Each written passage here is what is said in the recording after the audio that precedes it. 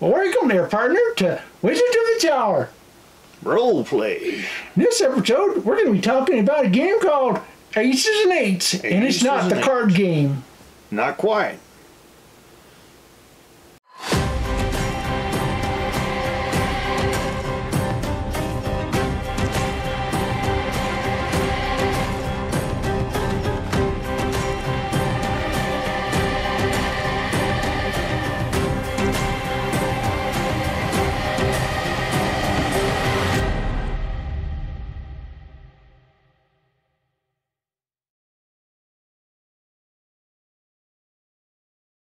Welcome to Wizards of the Tower. Role play. And as you can see, we're kind of funny today. We don't look like wizards. Nope. Not that we normally look like wizards. Unless they're Old West wizards, partner. Right. Yeah. Today we're going to be talking about a game called Aces and Eights. And we're not talking the card game. We're talking the RPG by Kenzer and Company called Aces and Eights. Now, Aces and Eights is also a card game. It is. Well, Aces and Eights, references the Deadman's hand that supposedly Wild Bill Hickok was holding in his hand when he was shot in the back in Deadwood, South Dakota. So it's got Old West legends, tied all the way through it. And this is a Old West role-playing game that we were poking around with and got in with. And I'll tell you what, it's a lot of fun. It's very crunchy. It's a very crunchy RPG. Yeah, there's a lot to sink your teeth into in this thing. I'll tell you what, it's the detail-oriented part of it is fantastic. Yeah. Now, Aces and Eights comes in this really cool-looking, almost leather-bound looking, almost like the old-time life Old West. Yeah, the Old West series, Yeah. Hand kind of looks like that. Leather. It looks a lot like that book. It does. It looks really cool. And yeah. They've really authentic, try to make it look authentic, and that's one heck of a book, really. It's well done, and it's expensive. Right. Now, there was Aces and Eights and Aces and Eights Reloaded. Now, this is Reloaded. Reloaded is the revised edition of the game. Okay. And we played this a few years ago, and it's all full intention to get back into this game. Yeah, we fully intend to get into playing it again once we get a chance. Now, once again, it's done by Kenzer and Company. You can get it online.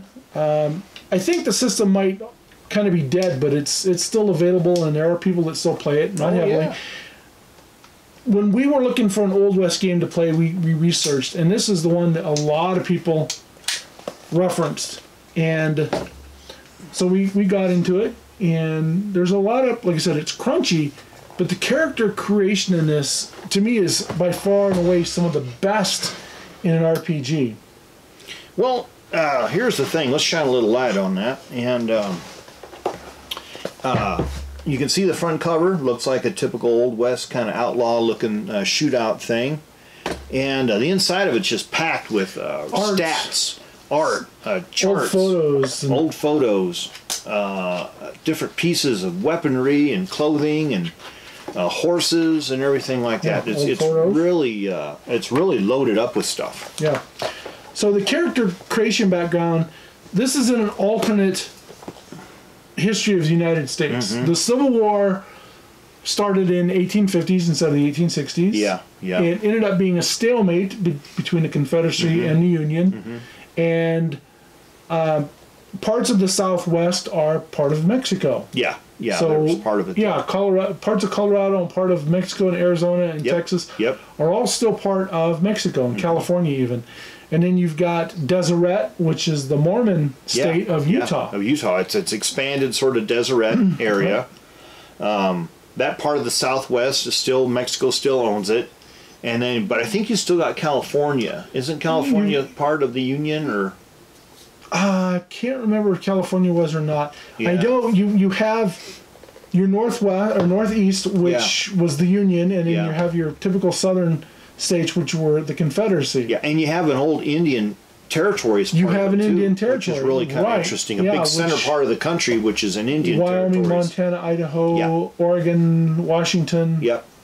Which is really kind of cool. Yeah, it gets into some of the tribes. Mm-hmm. The character creation in this, like I said, is by far and away some of the best that I've ever seen, because it breaks down when you create your character to you start off with build points. So you roll your dice to create your character, and then you can either arrange 2 abilities, or you can keep the abilities the way you want, and then you get like 50 points, build points in addition. Then you can rearrange 2 abilities, and then you get 25 more bonus build points. Yeah.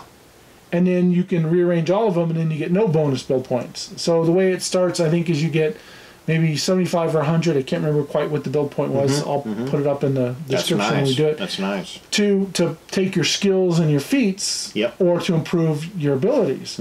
Now, your abilities are based upon a 3d6 system. Yeah. And they also go into the percentile system, and that's for almost all the stats. And that way, if you wanted to go from 12 to 13, you have a 50% side and lower and a 50% and upper to put points in. So it costs you more points to build them up. Yeah. Then you get into which, like you have your typical strength, intelligence, dex, charisma, and then they also get into looks in this. Not just charisma. Looks has a lot to do with how you look and appear to people. Right. If you're a handsome stranger, or you're a broken down saddle tramp, or whatever, or a fallen angel, well, looks play a big deal into it. And I'm kind of glad that they added that in there, because it made a lot more sense. Right. You get your reputation and fame, and your reputation and fame. The more you do something, you get a better reputation, or you maybe get fame and infamy. Let's see. You get into your class-based system, so upper class, lower class, middle class, and then the 3 ranks of that, lower class. Yep. Whether you're a bum, whether you're an orphan, your parents, your siblings, what your background is, where you're from. You can be from Europe, you can be Native American. Now, in my game, I didn't allow anybody, if you rolled and you were Native American, you could play Native American. Yeah. The only way you could play a Native American in my game was you actually have to be Native American, which Tom actually was. Yeah, it's I wanted to channel a little bit of my Native American heritage. I'm an Osage. I wanted to channel a little bit of that into this and play sort of a realistic Native American character. Not anything sort of that you'd see on the Saturday morning westerns, where you just basically have a guy on a horse hooping and hollering, waving a tomahawk, chasing the stagecoach. I wanted to play a living, breathing, working Native American character interacting with townsfolk and the landscape around the area of the town. And it was really fun, and I do miss playing that a lot, because it allowed me to really get into a character and put myself in that character's shoes, so to speak. And look at the world from how they saw it. Right. Slavery existed in the world, and you can play a freed slave, or even an escaped slave, who might be hunted. Like I said, just the background is just so detailed in this creating your character. And then when you get into your skills, whether you're good at 6-shooting, or maybe you're a journalist. We had one of our characters who was a journalist. He was a journalist. It was really great the way he played it too. Yeah. He wrote articles for the newspaper, and we actually published the newspaper when we played. It was really cool. Every couple of once a week, weekend game. We'd release a new newspaper, and I would hand it out to the players, and they could read it, and it was kind of fun. Cool. Now they played in a town called Lazarus, which was in northern New Mexico, close to actually Colorado. Yeah. So it's actually, we being from Colorado, it was actually very familiar. It was really neat, because Lazarus is really set sort of in the Four Corners region. Yeah. Where Arizona, New Mexico, Colorado, and Utah come together, and it's kind of set in that little Badlands area right there. Yeah, it was kind of around the Durango and that area, south of Durango and Silverton and. So setting it in that area was pretty cool, because you had Mexico to the south, you had Deseret over here, which would be over where Utah would be, and then you had the Union, which would be this part of Colorado, and then north of that you had the Native American areas, and then kind of mixing all these cultures together was a really cool way to look at creating a town that could be the center point for all these cultures coming in at one time. Kind of a big melting pot, a big mixing pot. Well, it was in the San Juan Mountains. Yeah. That's where the area was. The San Juan Mountains. Yeah. So, it was really cool, and the setup of it, is really kind of neat in that sense. Right. It got into depth into horses, what kind of horse you have, your talents, what kind of talents you might have. whether you're a soldier. Now, one of the really cool parts about Aces and Eights was the combat. Yeah. It's very, like you said, this is a crunchy system. Mm-hmm. But one of the cool things about the combat is you had a shot clock. And I will pull out a shot clock. We'll take some pictures of them, too, and throw them up here. Yep. But your shot clock was this clear piece of laminate. Yep. Which is kind of hard to see, but it was based upon your deck of cards. Yeah, the suits. They had aces, diamonds, hearts, and clubs. Right. And you have numbers which are based upon the suit and then also your die roll. Mm-hmm. And then you would lay this laminar sheet over, say, your target. So let's say you're shooting at this standing guy here. Yeah, so here we have a shooter or an outlaw right there. Okay, so then you would lay this over the top of them. So straighten it out like this. Like that. You'd roll your D20. And then you'd, make it stand up. Then you'd roll a D20. And your D20 would say where you're hitting on it, and then you would randomly draw this deck of Pharaoh cards. Yep. Now, Pharaoh is the old gambling game. Yeah. And let's say I randomly pulled out a Queen of Spades. Okay. So the Queen of Spades would say that I am going to be hitting, based upon where maybe my dice roll was. Yep. So I might be hitting right here, clipping his shoulder, or I might be hitting him somewhere in his thigh, or maybe the back, his back. Yep. So it was very cool how it was done. It's kind of slow, but it gave you more of a random. And the thing is, when you took damage in this game, you didn't just get healed with magic. You had to convalesce. You were out. You had to convalesce. It was slow and clunky, but really interesting and fun because you used the decks of cards.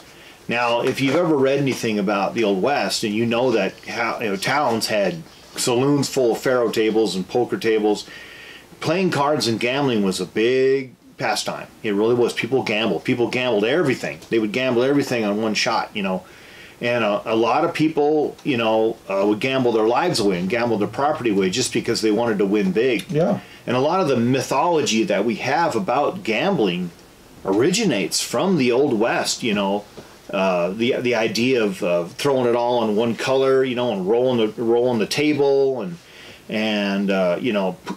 pulling, he drew a bad card and stuff like that.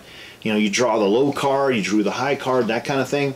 So incorporating that into the storyline made a lot of sense. And even though it did sort of make things slow, it made a lot more sense to me than just rolling D20 and saying, okay, okay, you hit, okay, you do X amount of damage. Yeah, 17 points of damage. To me, it was like, okay, you hit, but you just clipped him on the arm. Well, he's going to have to recover from that, but he's still in the fight because you just clipped him on the arm. That kind of thing. Yep. And it was a lot more random. Mm-hmm. And the thing was, so we held up the silhouette of the guy here shooting, but maybe he's kneeling. Yeah. Or maybe you went out hunting and you came across a black bear. A bear, Or you came across a grizzly bear. Yeah. Or you came across a deer. Yeah. Or some kind of antelope thing. Dog or a fox. Yeah. So the shot clock works for that too. Yeah. My character did a lot of hunting. Now that's what he did for a living, is he would hunt, clean and dress the game and bring it into town and sell it to the restaurants. Right. And he wouldn't make much money. He was getting by. Taken, but he was getting by, but he was making a fair amount of money. But he would keep the choice cuts for himself, but he would also bring the meat into town and sell it. You could see that it was fresh, and you could use it to cut it up in your restaurant business and whatever. But it was a way to make a living, and so he always went out shooting for rabbits or deer or whatever.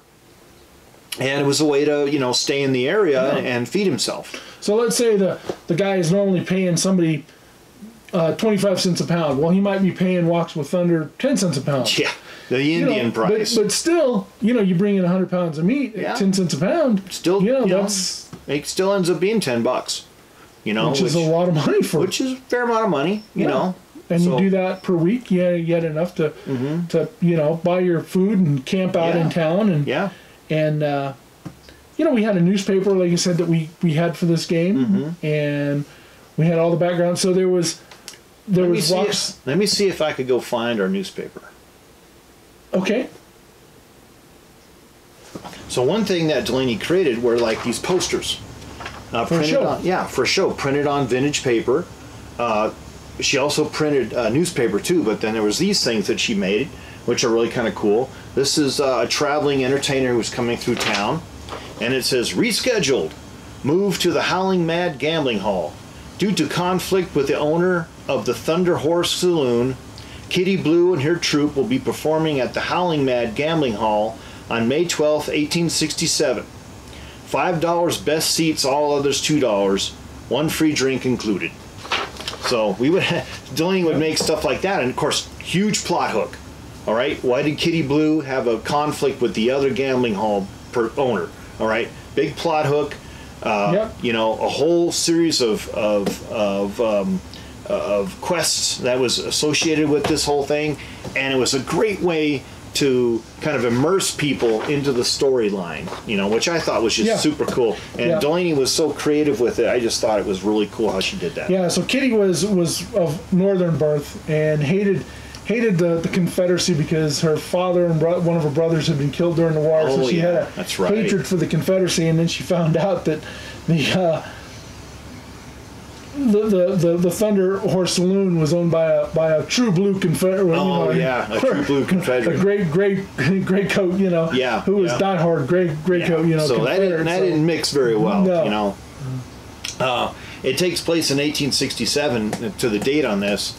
And of course, that'd be about 10 years after the Civil War was actually fought, because in this storyline... 3 years, because the Civil War actually ended in 1865. Well, 10 years in this game. Yeah, 10 years in this game, because in this storyline, the Civil War was fought in the 1850s. Right.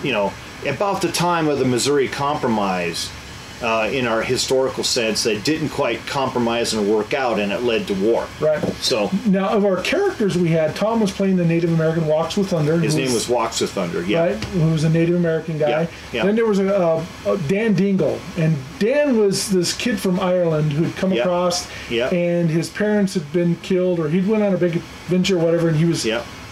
When he was headed out west, he was captured by the Apaches and lived with the Apaches for many years. Yeah.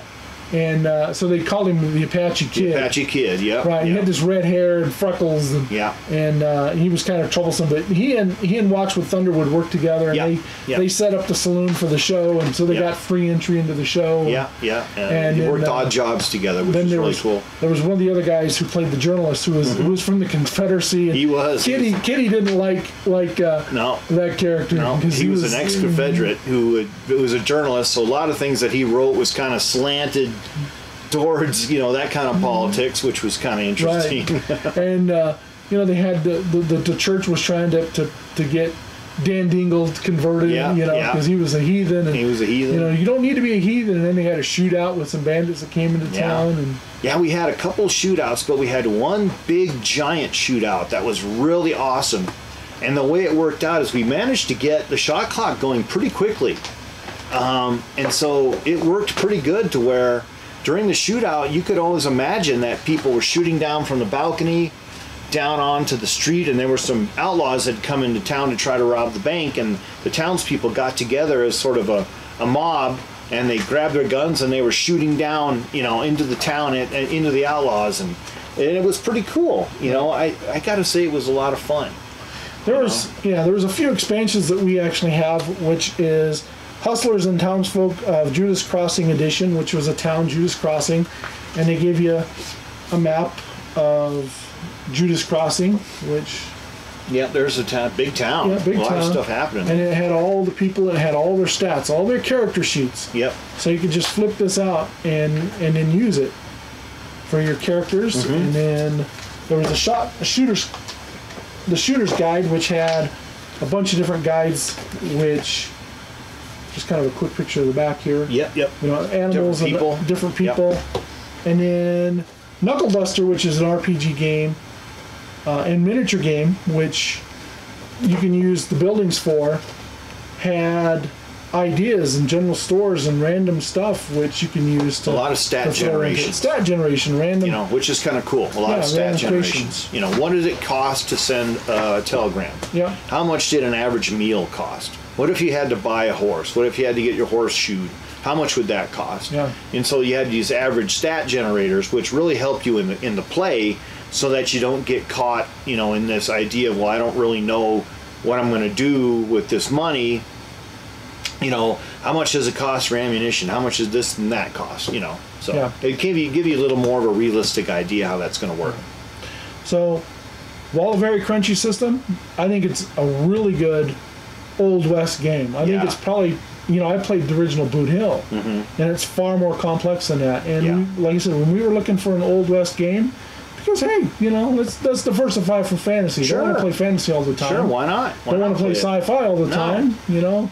And one of our other players had a huge love for Old West, and man, he knew firearms inside and out. Man, did he ever. What year they came across, and one guy kind was of gun sights they had on specifically on that model year. And we had one guy who was a min-maxer who was trying to min-max the system, and he was trying to take guns that didn't exist during that time, and the guy that played, who knew the guns, he was like, he was an authentic. He wanted it to be, you know, if this is 1867, I want the weapons to be authentic for 1867. I don't want to have, you know, the old Colt Peacemaker in there. Yeah.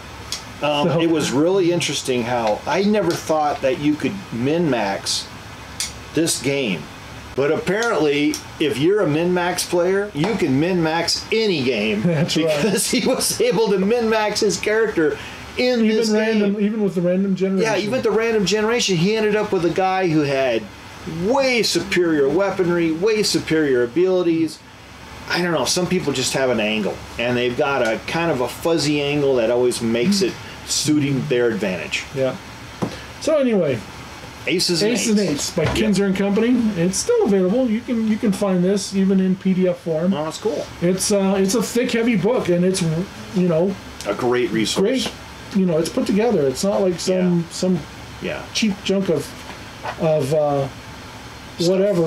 You know, how to design your horses. Yeah, there's horses. Yeah, that's pretty cool. How you do your horses. So there's pretty much everything in this game, you know, in the firing and brawling. Brawling is actually, before we get out of this, brawling is one of the downsides to this game because it was done with poker chips and betting. Oh, I remember that. And it was really clunky. I think if we were going to really get into some brawling, we'd probably do it just dice rolls, just to speed it up. Yeah, we'd have to research a little bit better way of doing the brawling. Yeah. We actually have our new group, one of the players wants to play something like Zorro, and there's no rules for whip, so we'd have to come up with whip rules, whether you use the shot, firearm clock, or whatever. Yeah, there are some things in there that are clunky. The brawling, we never did really explore it that far. One time. And it took forever. Dino got into a brawl. Oh, he got into a fight. And he lost. Yeah. We never did really push it that hard because it just seemed so clunky. So, but I think it's probably adaptable enough to where you could make it work. So it isn't something that you want to let handicap. Yeah. So anyway, Aces and Eights Reloaded by Kenzer and Company. Thanks for watching Wizards of the Tower. Role play. Don't forget to like, share, subscribe. If you have a favorite Old West game or have played an Old West game, what ones do you like? Yeah. Your experiences with an Old West game. We'd like to hear it. Yeah, let us know. We always make sure that we reply to every comment you make. So anyway, may all your gunfights be epic. And your adventure on down the trail is epic also. Thanks, folks. Have a good one.